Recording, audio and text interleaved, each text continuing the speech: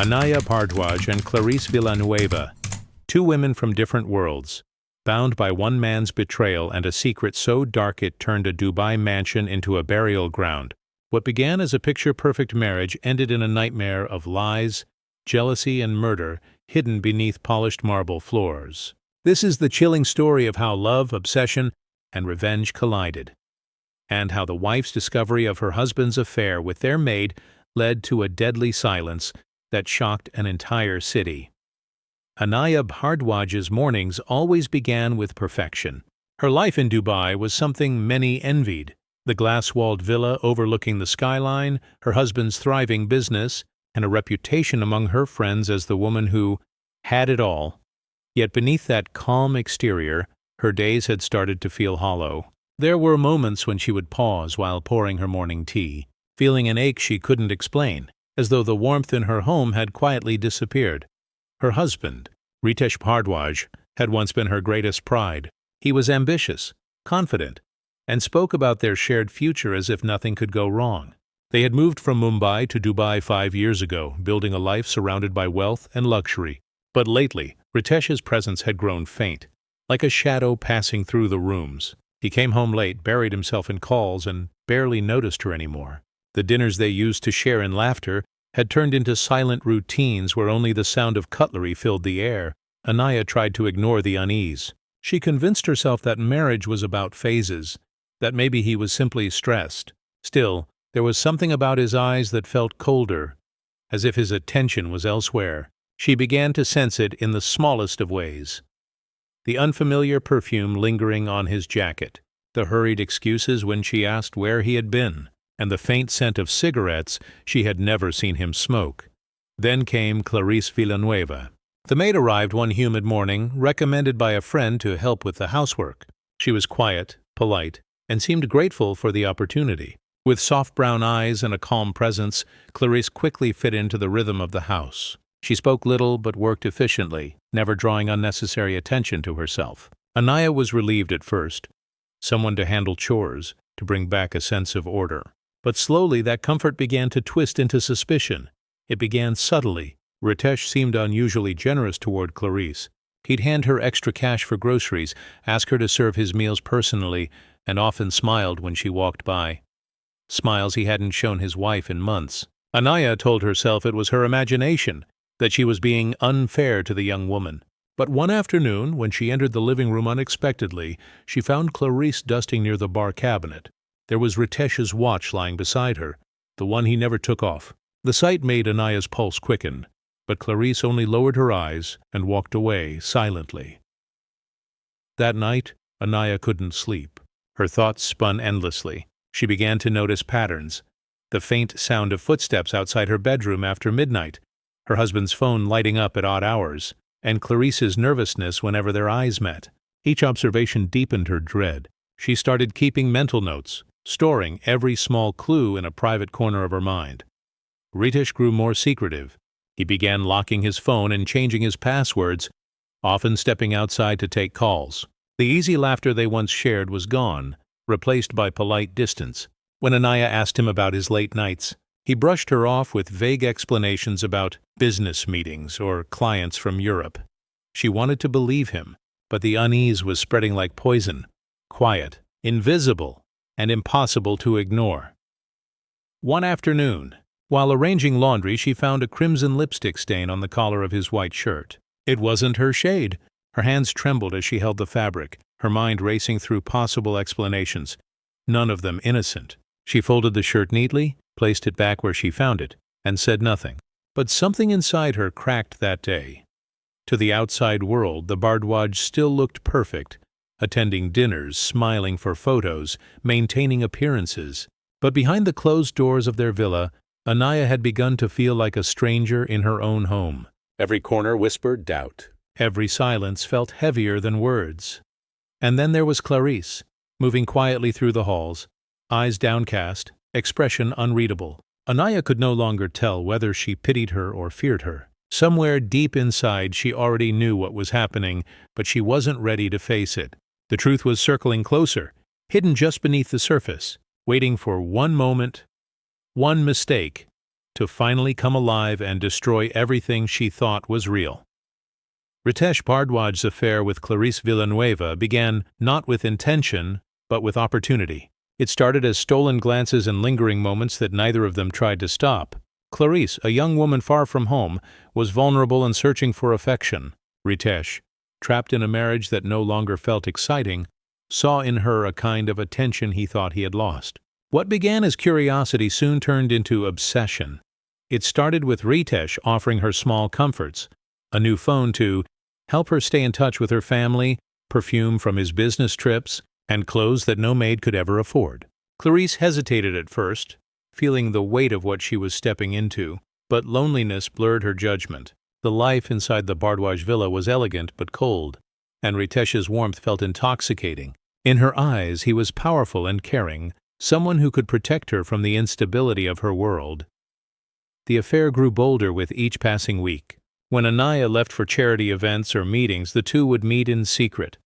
In the kitchen when the house was empty, in the guest room late at night, or in the car parked behind the villa gates. The thrill of secrecy made it feel invincible. They convinced themselves that what they had was love, though it was nothing but deceit wrapped in comfort.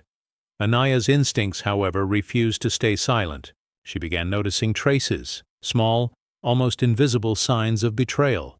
The smell of Clarice's floral perfume on Ritesh's shirts, the faint mark of lipstick on his neck, and the quiet tension whenever they were in the same room. Clarice had started wearing makeup she never used before, applying lipstick and jewelry as if she were preparing for someone's gaze. Ritesh, on the other hand, had grown impatient with Anaya's questions, always claiming exhaustion or irritation whenever she tried to talk. One morning, while cleaning the guest room, Anaya found something that shattered her denial completely. A gold chain lying beneath the pillow, identical to the one she had gifted Ritesh for their anniversary. Her hands shook as she picked it up, realizing it wasn't lost, but hidden. That evening, she watched both of them from the reflection in a window, Clarice serving tea, Ritesh smiling faintly, their eyes meeting in a silence that said everything words could not. Anaya began documenting things quietly. She installed a small camera inside the living room clock and another behind the flower vase in the corridor. She saved Ritesh's old messages, noting times he claimed to be in meetings while his car remained parked at home. Each clue tightened the invisible noose of truth. She didn't want revenge yet. She wanted certainty. She wanted to know how long her life had been a lie. Meanwhile, Clarice was starting to change. The woman who once seemed shy had begun wearing Ritesh's shirts when alone, walking through the house with a kind of boldness that unsettled Anaya. The staff had noticed too. They whispered about her sudden arrogance, her quiet confidence, and how she often spent more time in the master bedroom when Anaya was out. But no one dared say anything. Ritesh had grown reckless. He no longer hid his affection as carefully. He would leave early and come home late, his explanations becoming sloppier with each lie. He even booked a trip to Abu Dhabi under a fake business name, a trip that Anaya later discovered through his credit card bill. The lies were piling up, each one heavier than the last. Anaya's nights turned sleepless. She would sit by the window, staring at the city lights, wondering what part of her marriage had been real. Sometimes she would see Clarice moving in the courtyard late at night, her shadow stretching against the villa walls, and wonder if she was haunted by guilt or completely unbothered. The final confirmation came when Anaya played back the footage from her hidden camera. The images were grainy but unmistakable. Ritesh and Clarice together, their movements intimate, careless, and cruelly familiar. Anaya sat frozen as the truth unfolded before her eyes. The man she loved, the home she had built, the life she had protected, all of it was now poisoned. From that night on, something inside her shifted forever. She stopped questioning him, stopped confronting. Instead, she smiled when he lied, nodded when he spoke, and planned silently. The mask of the perfect wife stayed on, but beneath it her heart had turned cold. She was waiting, not for an apology, not for an explanation, but for the right moment to expose everything that had been hidden in the dark. The night Anaya discovered the truth would forever divide her life into two parts, before and after. The air that evening was heavy, the kind of silence that sits in the corners of a house and waits to be broken. Ritesh had told her he would be working late, as usual. Clarice had said she needed to clean the guest room before going to bed. Anaya said nothing. though her heart was already preparing for what she knew she would find. She sat in the living room for hours, pretending to watch television while listening to the faint echoes coming from the hallway. The clock ticked softly, its sound matching the rhythm of her heartbeat. Then, sometime past midnight, she heard it. Laughter. Not loud, but soft and intimate. It came from the guest room, the one she had once kept for visitors and now avoided entirely. Her hands trembled as she rose, moving slowly through the dark hallway.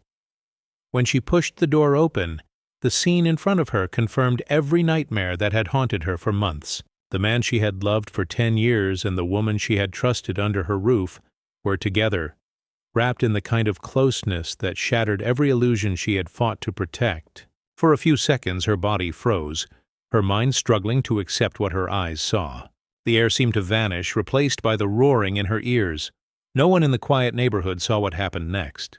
The villa that had stood like a monument to success became a cage of fury and heartbreak. The confrontation spiraled into chaos, a collision of betrayal and rage that consumed everything inside that room. By the time silence returned, it was the kind that felt eternal.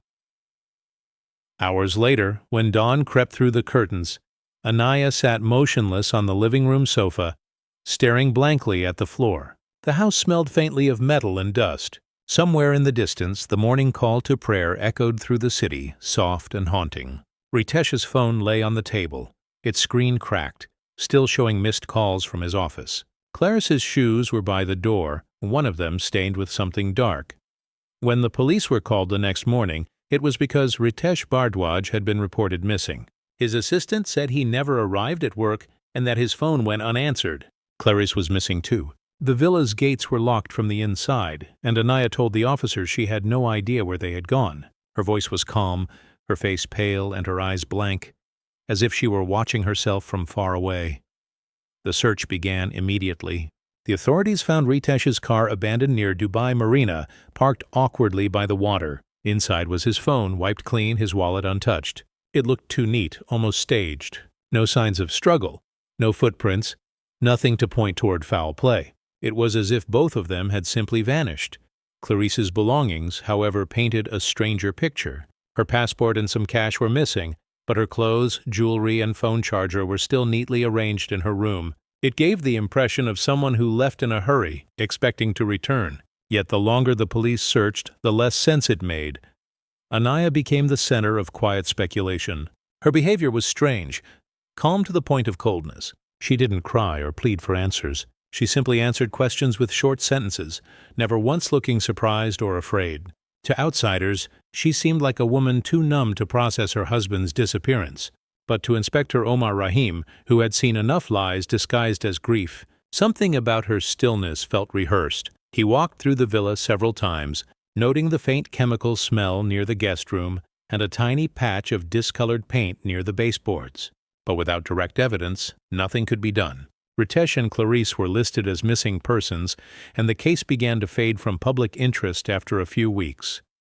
Behind the closed doors, however, Anaya moved through the house like a ghost. Every object reminded her of what had been lost. The dining table where they once shared breakfast, the perfume bottle Clarice had left on the dresser, and the sound of her husband's voice echoing faintly in her memory. She had gotten what she wanted, silence, but it came at a price she could never reverse. As the city moved on, rumors began to grow. Some said Ritesh had run away with the maid after draining his company funds. Others whispered that Clarice had blackmailed him. No one knew the truth, but those who had once envied Anaya's perfect life now pitied her. Inside the villa, the marble floors gleamed as always. The chandeliers sparkled, and the curtains fluttered gently in the wind.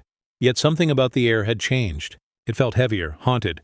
Beneath the surface of that perfect home, secrets were buried. Secrets that would soon rise again when the truth finally came to light. Inspector Omar Rahim had seen countless crimes in his career, but there was something about the Bhardwaj villa that unsettled him from the beginning. The house looked immaculate, almost too perfect for a place surrounded by such mystery. Ritesh Bhardwaj and Clarice Villanueva had been missing for over a week, and every lead pointed back to that silent, gleaming home where Anaya Bhardwaj lived alone, her expression fixed and unreadable. At first glance, the case looked like a simple disappearance. A wealthy man and his maid vanish on the same night. The husband's car is found by the marina, his wallet still inside. The maid's passport is missing. To most detectives, it screamed affair gone wrong. Perhaps they had fled together. But Omar didn't believe in coincidences. He believed in patterns, and the patterns inside the Bhardwaj house spoke of hidden tension. The investigation began with forensics. Every corner of the villa was inspected. At first, nothing stood out. The rooms were spotless, floors polished, not a trace of struggle.